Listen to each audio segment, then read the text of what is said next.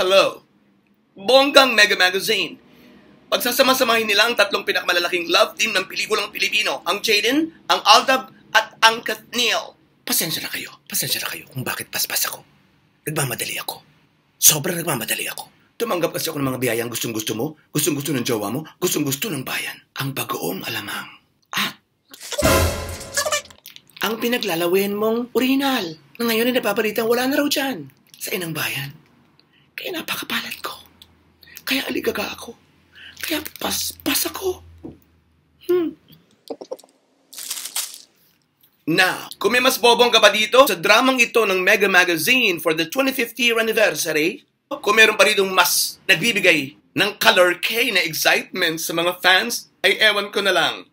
This is epic. Everybody is already naluluka-luka kung sino ang mas papabura ng mga cameraman, ng mga photographers, kung sino ang mas magkakaroon ng magagandang damit, kung sino ang mas magiging bongga ang whatever. Sa location pa lamang ay mukhang nagkakapabonggahan na. Wala akong itulak kabigin sa mga locations na pupuntahan nila. Ang Aldab, ayon sa video, ay tipong India or Turkey. Ang Kathniel ay parang sa... Hindi ko talaga ma-sure kung saan. Sa totoo lang. But based on my regular viewers' message to me, gagawin ito sa New Zealand. At ang Jaden ay pupunta sa Greece. Of course, base sa mga countries na nabanggit. Iba-iba magiging motif, iba-iba magiging style, iba-iba magiging cuts, and etc. etc. ng kanilang mga susuotin, ng kanilang mga kasuotan. At sa paglalaro pa lamang ng iyong imahinasyon kung ano baga ang kalalabasan ng kanilang mga susuotin, kung sino pinakamagagaling magpo-post, kung sino magbibigay ng kakaibang ilusyon sa mga manonood na gayahin ng mga ito o suotin ng mga ito sa banda-banda riyan, ay talaga namang kaabang-abang. Now join me in finding out, now join me in watching these 3 teasers for Mega Magazine's 25th year of, sabi nga ni Venus Shura, of existence. Let's go!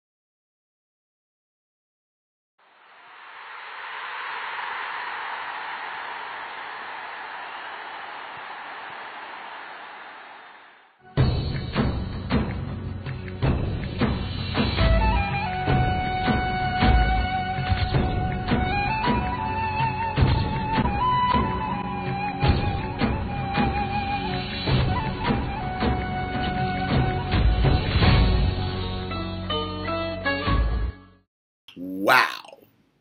Bongga, as in bongga.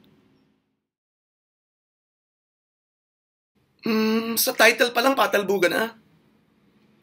Celebrate Mega with Kathniel, Mega Nation with Aldab, and Making Mega para sa Jaden. I think ang pinaka-bongga, solid, bigating title is for Aldab. Mega Nation with Aldab.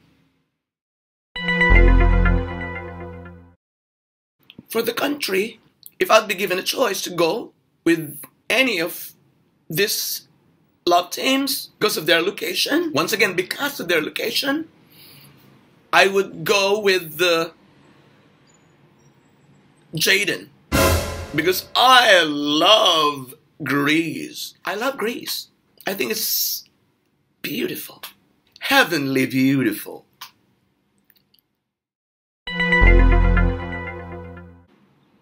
Sa music na ginamit sa video, kinilig ako ng konti sa tugtog nung sa Jaden. To be honest. Romantiko. Yung sa video itself, dun sa teasers, kung pag-uusapan natin yung kabuuan ng video, maganda yung pagkakalahok-lahok ng mga salitang ginamit, ng tunog, ng mga larawang isinama, ng mga videong pinagsama-sama, ng dating sa aking mata, ng nagbigay sa akin ng much excitement kung ano baga, parang mas nabigyan ng magandang package as a whole, yung kay Katniel. Kahit sa print, mababasa mo na parang they would create a love story for the two. Na dun iikot yung kanilang mga damit at ang kanilang mga posts and emote. Mas nabigyan ng bonggang atensyon, equal na focus si Katniel at si Danielle kumpara dun sa Jaden at Aldab. So I think pinaka-the best yung kay Katniel na video, followed by Aldab. Parang naiklian ako dun sa Aldab. Walang masyadong dating yung ending. Maganda yung pasok na music, pero sa ending parang basta it just faded like that. There could have been a bang, there could have been a solid sound na magkikreate ng excitement, awareness, and interest. Pero unfortunately, wala. Hindi ko na-feel. Hindi ko masyadong nagustuhan yung sa Jaden kasi nagsimula kay Vice. Dapat hindi na sinama yung kay Vice. So nagmukhang hindi nila solo yung teaser. At yung ek na may mga 1.9 millions na nag-request, why should you include stars for your grand celebration of your magazine nang dahil lamang pinagbigyan ninyo ang kahilingan ng ilan? 1.9 million is ilan. No? Hindi yan mayorya ng mga tagahang. Dahil super million ng fans, ang number ng fans. So yung parang may nag-request lang kaya nila sinama, I think it's a little bit negative. Dapat hindi na lang nila ginamit, hindi na lang nila sinimulan kay Vice at hindi na lang nila ginamit yung ganyan mga numbers. It would have been better. Well, base dun sa music na aking narinig at base dun sa bansa na sinasabing kanilang pupuntahan, magkakaroon ka na agad ng idea kung ano yung kanilang mga susuotin base sa kanilang, knowing their cultures, the latest fashion trends.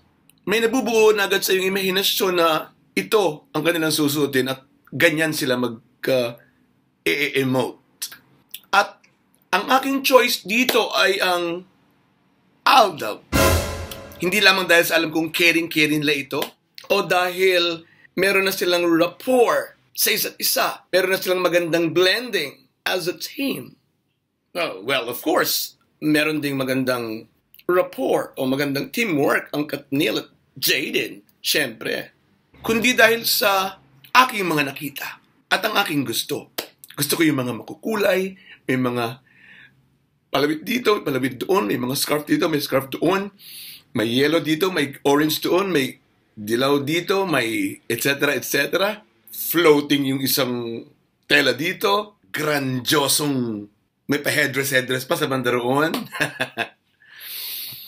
My choice is Aldab. Yung aking nakikinikilitang mga Indian or Turkish fashion and costumes. At nag-decide ako dyan dahil itong aking mga nakita sa Google. Look!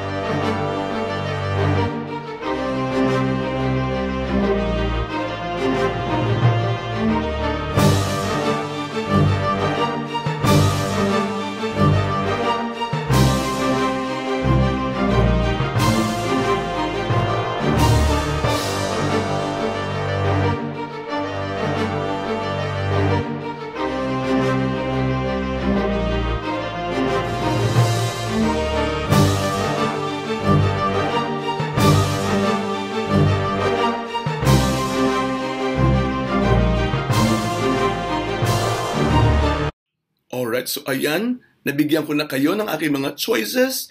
Of course, magbabago ito dahil nakita na natin ang final outcome, yung final pictures nila sa magazine kapag nandyan na. Sus, kakaba-kaba-kaba? So may panalo ang Katniel, may panalo ang Aldab, may panalo ang Jaden. May mga hindi ko nagustuhan, may mga negative sa kanilang mga videos, pero ganyan talaga. Hindi magiging sa isang team lahat. Kaya abangan nyo ang aking pagbusisi sa Mega Magazine's 25th anniversary issue with Katniel, Jaden, and Aldab. Thank you very much for watching. This is your friend Robato saying arigatou gozaimasu. Thank you. Subscribe! Pa more! At pag maganda yung magazine na yan, magpapakantun ako! Naman!